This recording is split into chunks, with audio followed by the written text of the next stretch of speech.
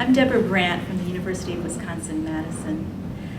I've always been interested in observing how writing works in the world beyond the classroom. How, for instance, an insurance underwriter or a policy analyst or a nurse or an animal care technician thinks about and worries about the words that they're responsible for at work.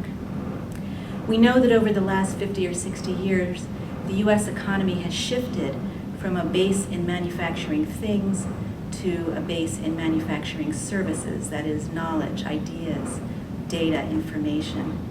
And as a consequence of this shift, writing has become the work of our time. So I'm curious about what all this word production does to the people who are responsible for doing it. And what does it mean to put your literacy, your writing skills in the employ of others? And so in my research, I go around and I talk to workaday people doing all kinds of jobs, people who have their hands on keyboards for 2 or 4 or 8 or 10 hours a day. And what they tell me is that writing is hard mental labor, that it uses up time and it uses up spirit. And what they think most deeply about, and what they choose to think most deeply about, is the effect on others that their words will have when they let them loose into these complex and densely interconnected networks of finance, commerce, healthcare, law, social service. They have to think about, are my words true? Are they fair?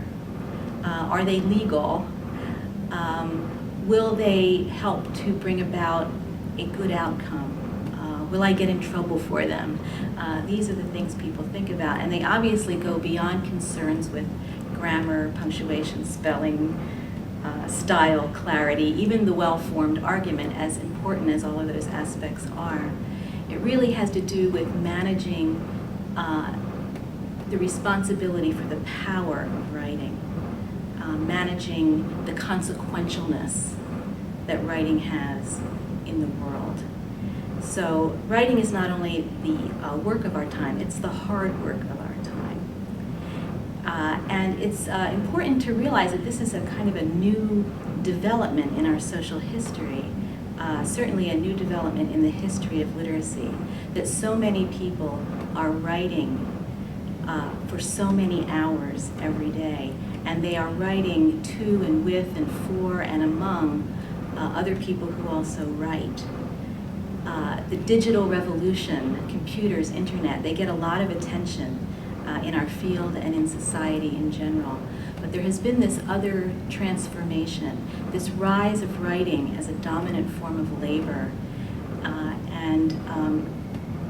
This has been a transition that has been more gradual, it has been quieter, and it's perhaps not gotten as much attention, but it's profound, and with a lot of significance for the teaching of writing, for the value of literacy going forward in the future, and for whether and how literacy will continue to be considered and protected as an individual human right. So the rise of writing and what it's got to do with all those mostly anonymous writers out there with their hands on keyboards, that's the focus of my research.